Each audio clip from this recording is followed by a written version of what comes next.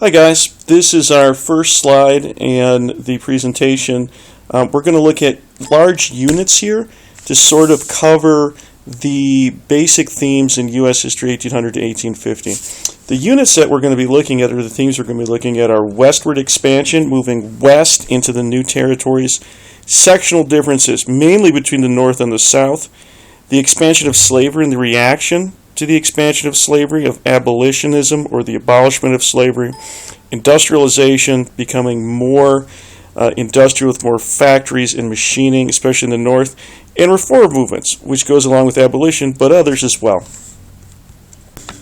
The first theme we're going to look at is westward expansion. Expansion of settlers from the original 13 colonies into the Ohio Valley and beyond the Mississippi River. The Louisiana Purchase. The Louisiana Purchase is a large acquisition of land that Thomas Jefferson purchases from France. In 1803, for $15 million, the United States nearly doubles the size of its territory.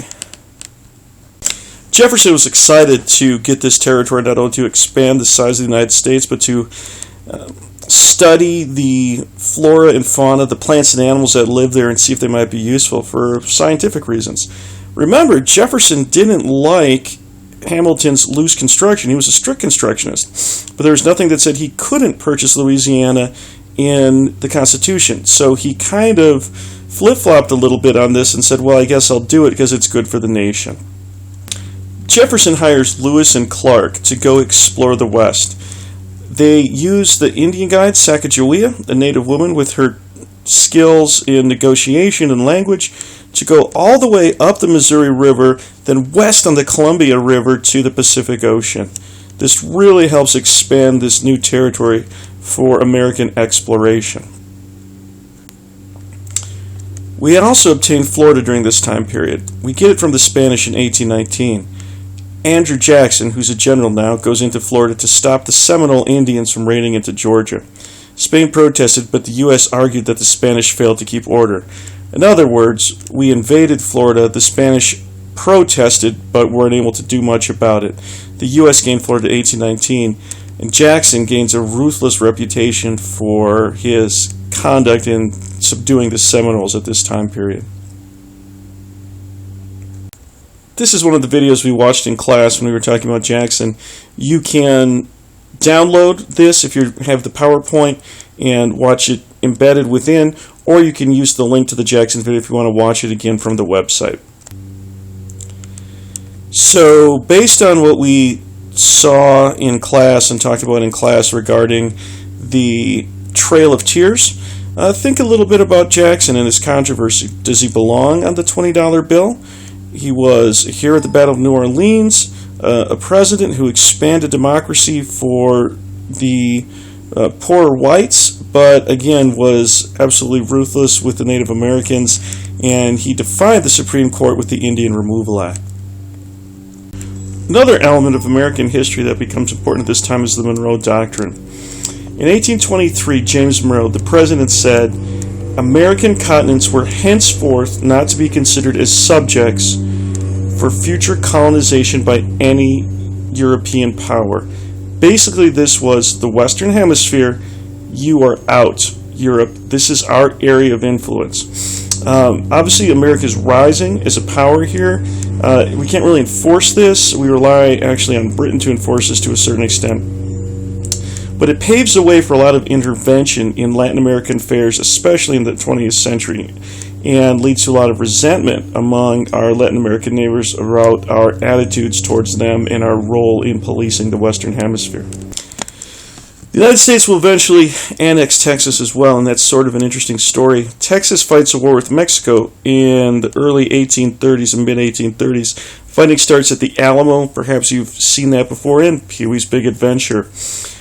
Texas becomes an independent country known as the Lone Star Republic. Texas achieves independence from Mexico, and eventually the United States will annex Texas and make Texas a part of the United States. The United States will eventually go to war with Mexico in this drive for expansion and drive to take new territories. There's some controversy regarding the war with Mexico. There's some incidents on the border, and their exact location is unclear. Suffice to say, many Americans are excited to go to war with Mexico and take territory, although not everyone does agree with this. In the end, the United States is victorious. The Treaty of Guadalupe Hidalgo gives up nearly 500,000 square miles to the United States, including the states of California, Utah, Nevada, New Mexico, Arizona, Colorado, and Wyoming. And the Rio Grande River becomes the southern border between the United States and Mexico. So if you go back and think about that picture we saw on the previous slide, that whole chunk of land is given up from Mexico to the United States as a result of the war. If you're watching this on YouTube, you can download the PowerPoint when you have PowerPoint and watch the Treaty of Guadalupe Hidalgo. Otherwise, the link is available on the website.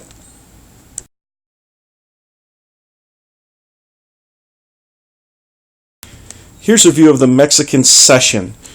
The cession means to give up, and this is what Mexico gave to the United States after the Mexican-American War. The little area of Arizona, New Mexico, down by the Gila River, that will be purchased by the United States later in what's called the Gadsden Purchase. So that's the huge chunk of land that's given up after the Mexican-American War. A very important theme during this time is manifest destiny. Destiny, you know that it's something that's meant to be.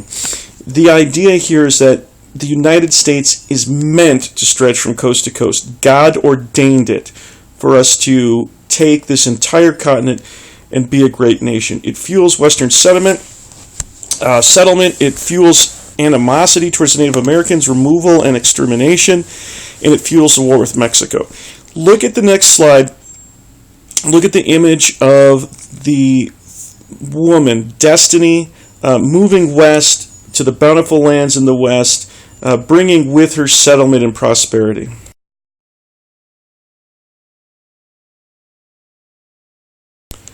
Travel west was a challenge. The settlers took covered wagons. They provisioned supplies, usually in Missouri for the last time, and then had to make a very long journey across the plains and through the mountains. They were occasionally subject to Indian attack, disease, and starvation was a real risk. Check out this next video on the Donner Party, which we will watch in class, which you can access, again, if you download the PowerPoint. Our next theme is technology. During this time period, there will be large expansions of technology, and this will lead to industrialization, new invention, and new ways of doing things. Rivers were fast and cheap transportation. Of course, you could only travel downstream with the current. It was very difficult to travel upstream. There were some canals and some ways to do it, but it wasn't very effective. The steamboat, invented by Robert Fulton in 1807, allowed people to travel both goods and materials and resources against the current on rivers like the Mississippi and the Ohio. About this time, the railroad started to come into being. It, of course, facilitated transportation between east and west. It brought goods, and it helped settle simultaneously.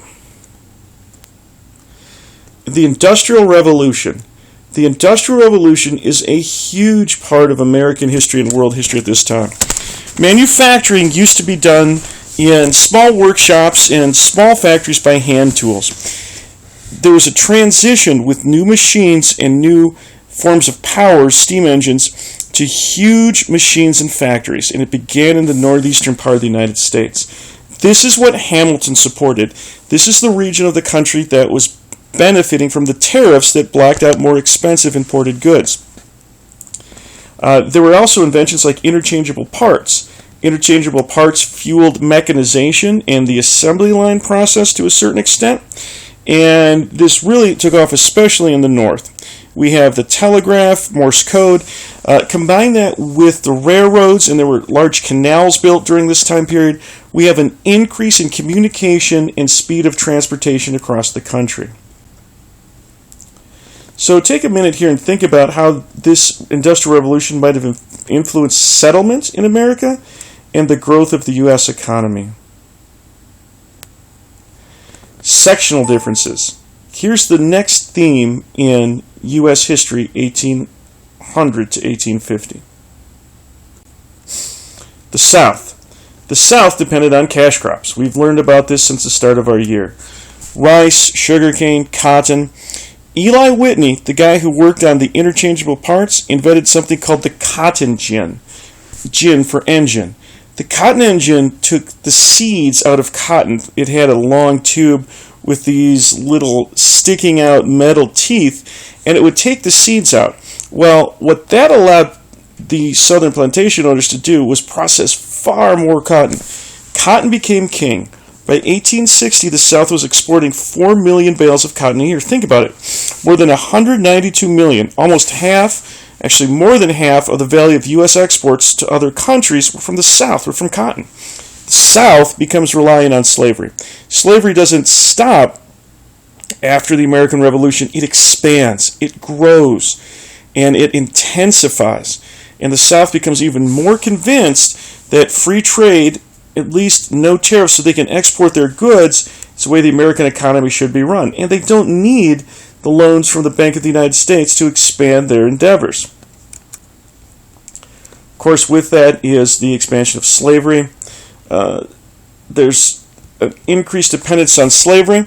The importation of slaves actually ends in 1808, but slaves endure, and there are large plantations all throughout the South. Slaves had few legal rights, couldn't own property, they couldn't leave the slave owner's permission without the slave owner's permission, couldn't testify in court, couldn't read or write, very restricted rights.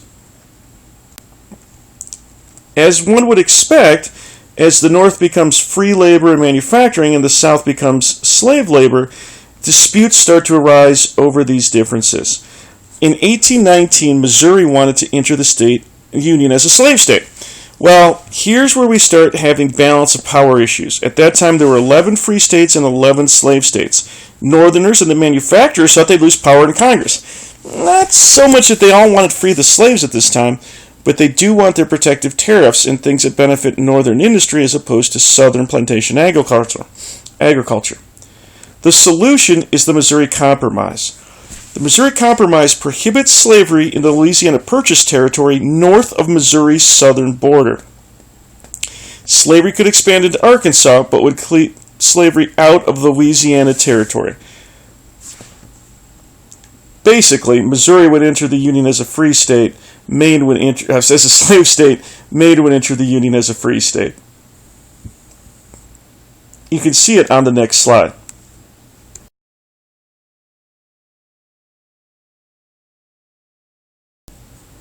At this time, several reform movements spring up.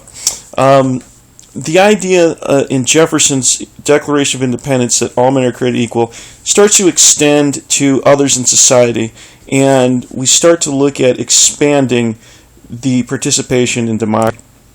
Suffrage is the right to vote.